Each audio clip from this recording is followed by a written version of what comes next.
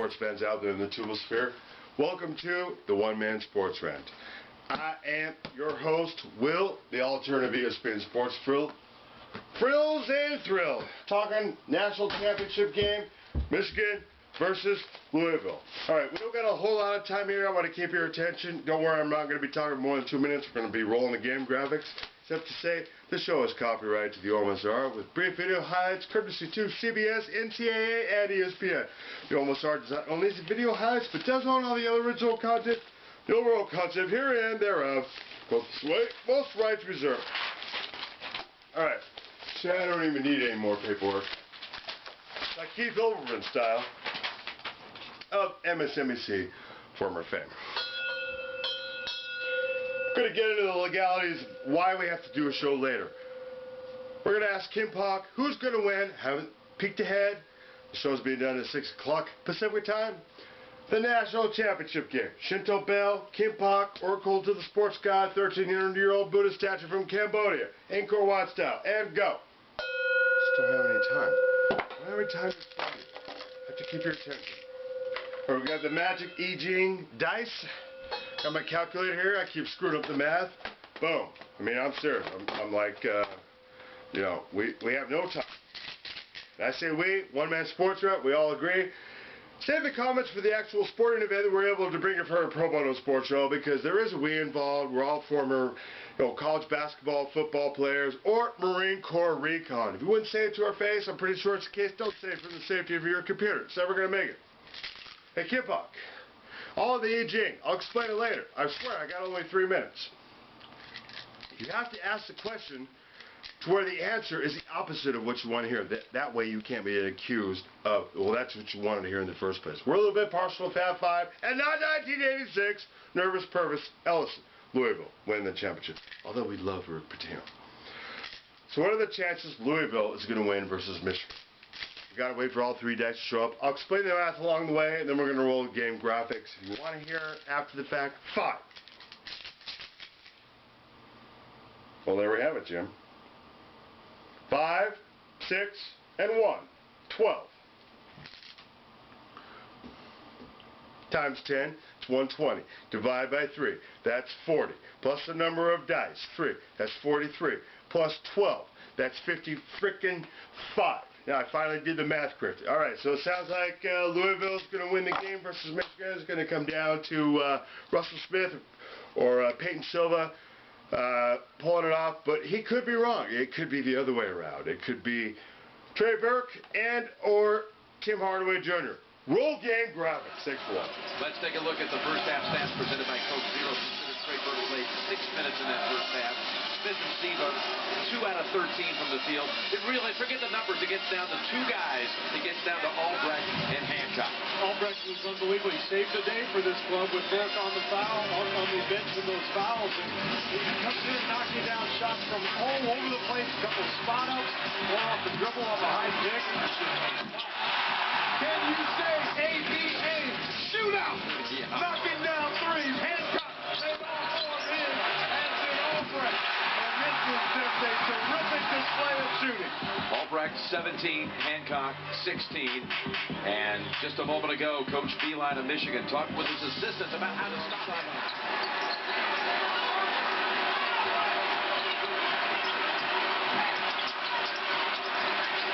Comes back out. Uses the screen for Boom. Puts up the 3. Spot. Boom. He's hitting these shots tonight. There's no defense for that. Where have we seen that one before? Kansas, you saw it coming back. Sounds like that exact same spot. I think Bill Self still having nightmares about that one. Burke has 14.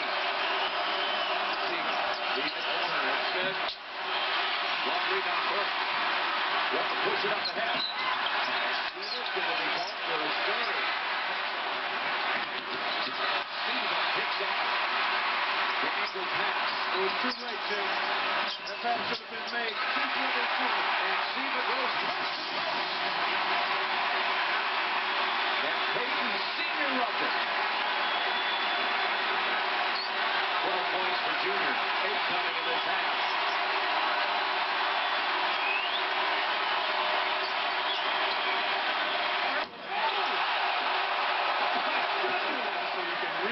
play hard on these screens for Robinson and Hardaway. Not to worry about that roll man quite as much. I think this is your guy here. But he can't settle for 6 jumpers. He's got to try to score inside of 15 feet against Hancock, who has some foul trouble. Siva to Smith. It's his third shot of the night. Well spent. He's just this relentless guy. As much as he's struggled, he feels like the next one's going in, and he can rattle off 3 or 4 makes in a row. He's got 9 on the night. Hardaway with a really good look. The last 2 trips. Danger time for Michigan. You can feel the game slipping a little bit.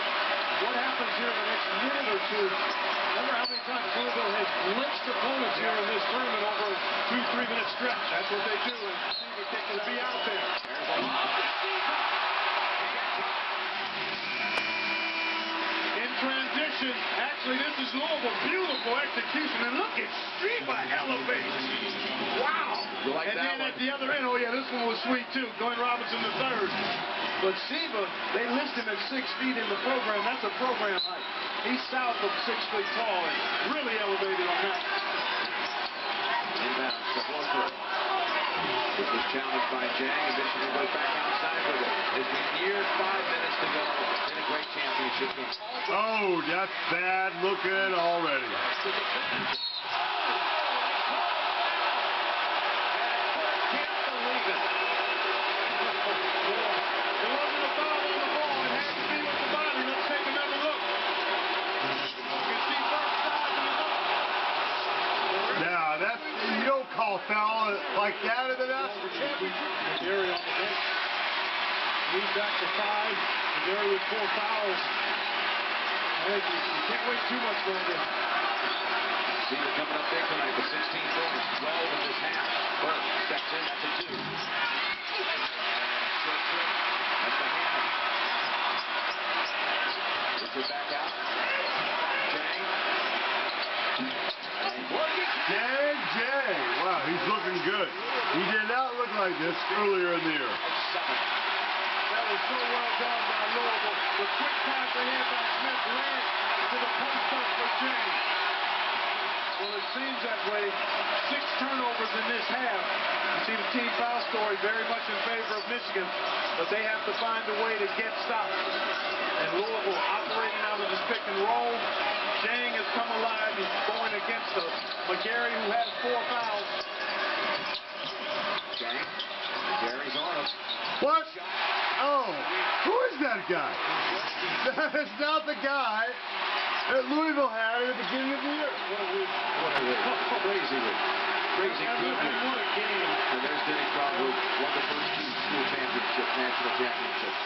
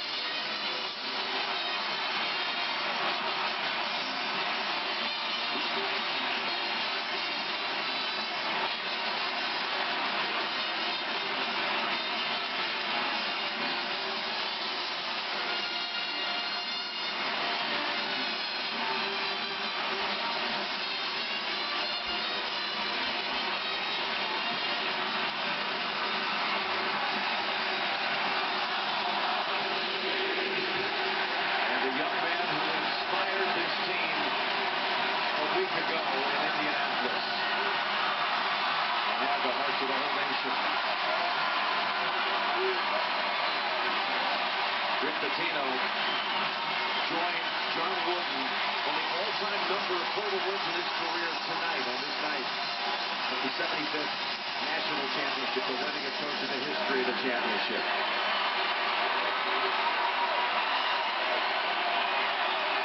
Rick Pitino, named a Hall of Famer this morning and making history tonight. For Clark Kellogg and Steve Kerr and Tracy Wilson, Jim Nance congratulating the Louisville Cardinals.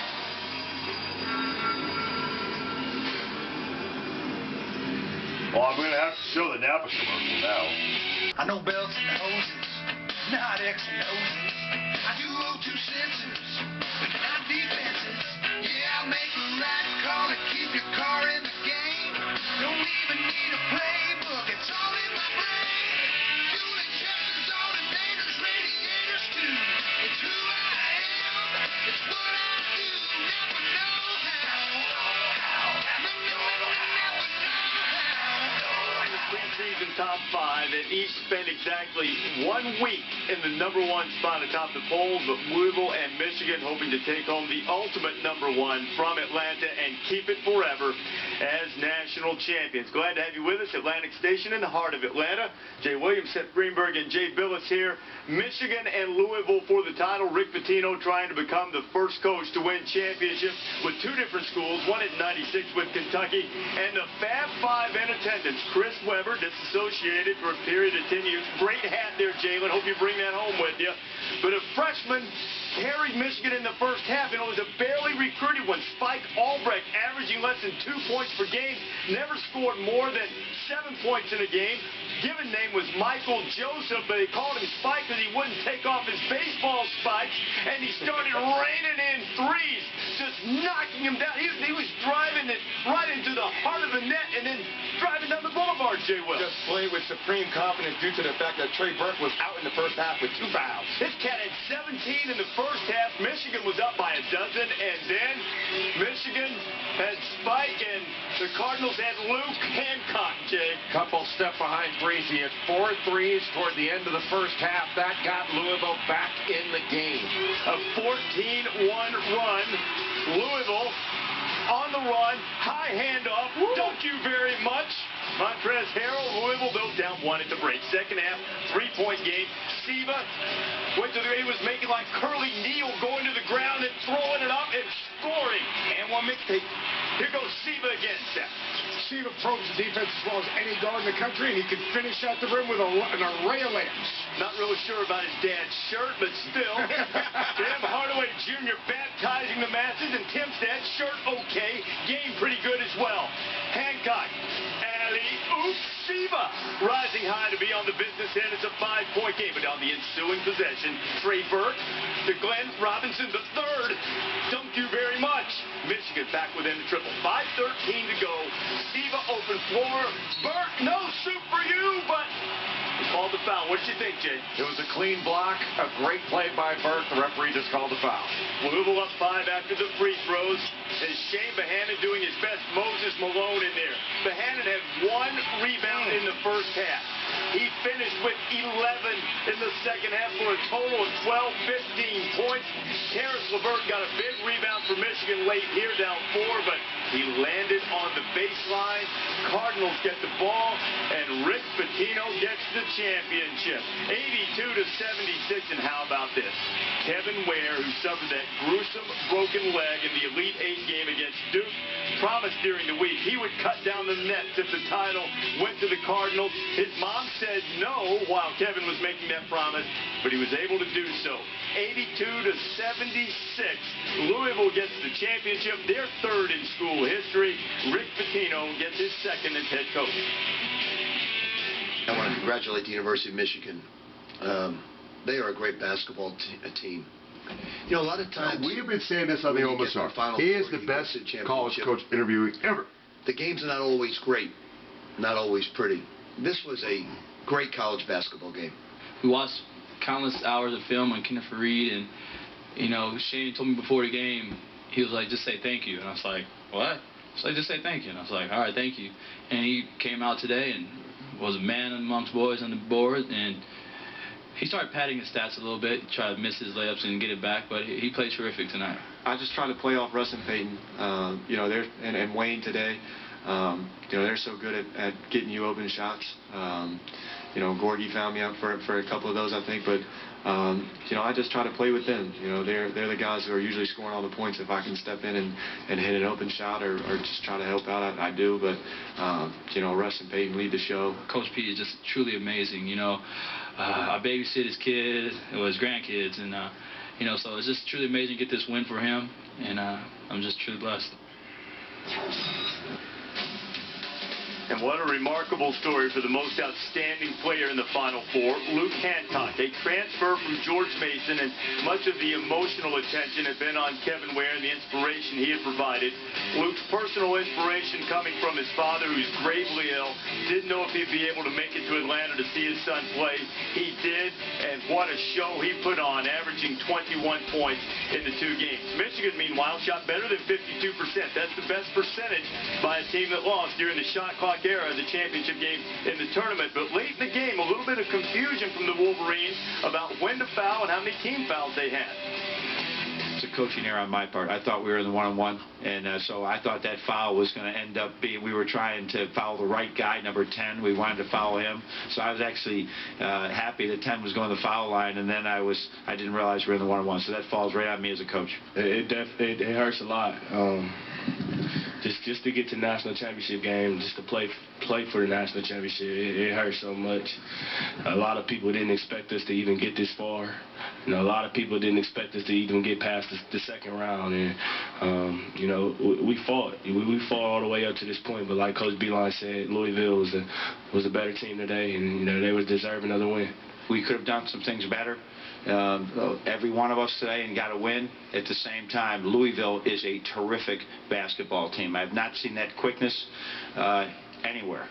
And we've played some really good teams. The quickness is incredible, and it got us a couple times today.